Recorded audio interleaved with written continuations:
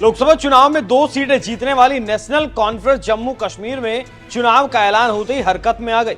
2 सीटें जीतने वाली पार्टी ने ऐसा घोषणा पत्र बनाया मानो सरकार ही बना लेगी। केजरीवाल की शरण में आ चुके फारूक अब्दुल्ला ने मैनिफेस्टो में फ्री की रेवड़ियों की भरमार पेश की। धारा 370 को बहाल करने के लिए सुप्रीम कोर्ट में लड़ाई लड़ने की भी बात की। लंबे वक्त से सत्ता से बाहर चल रहे उमर अब्दुल्ला फारूक अब्दुल्ला ने चुनावी घोषणा पत्र से हिंदुओं को भी साधने की कोशिश की। उमर अब्दुल्ला के मुताबिक अगर उनकी सरकार आती है तो कश्मीरी पंडितों का दोबारा कश्मीर में उन्हें बसाया जाएगा। जिस पार्टी ने 6 बार जम्मू कश्मीर पर शासन किया, हिंदुओं का नरसंहार जिनके राज में हुआ, वो पार्टी अगर ऐसा वादा करे तो क्या विश्वास किया जा सकता है? इस सवाल का जवाब मैं आप पर छोड़ता हूं। मतलब सो चूहे खाकर बिल्ली हज को चली, वही काम उमर अब्दुल्ला कर रहे हैं। तो चलिए अब आपको पहले बता देते हैं कि उमर अब्दुल्ला ने कश्मीर की जनता को मुंगेरी लाल के वो कौन से हसीन सपने दिखाए हैं।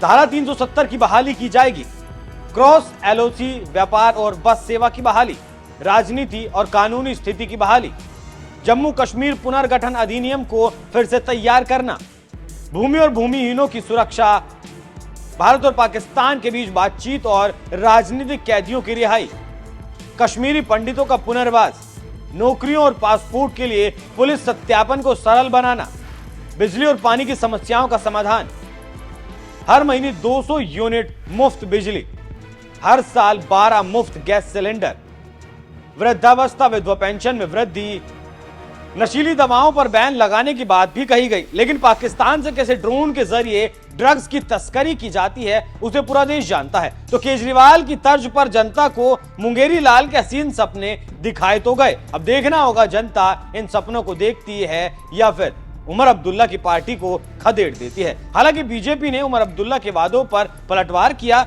चुटकी भी ली। बीजेपी का कहना है ये झूठ का पुलिंदा है। जम्मू कश्मीर में 370 और 35 से एक्सपायर हो चुका इंजेक्शन है। ना तो उमर अब्दुल्ला, ना नेशनल कॉन्फ्रेंस और ना ही कांग्रेस पार्टी के सत्ता में आने का कोई सवाल है। फिर वो अनुच्छेद 370 को वापस कैसे लाएंगे? उमर अब्दुल्ला ना तो मुख्यमंत्री बनेंगे और ना ही वो सत्ता में आएंगे। इसीलिए अनुच्छेद 370 को वापस लाने का मुद्दा ही नहीं उठता।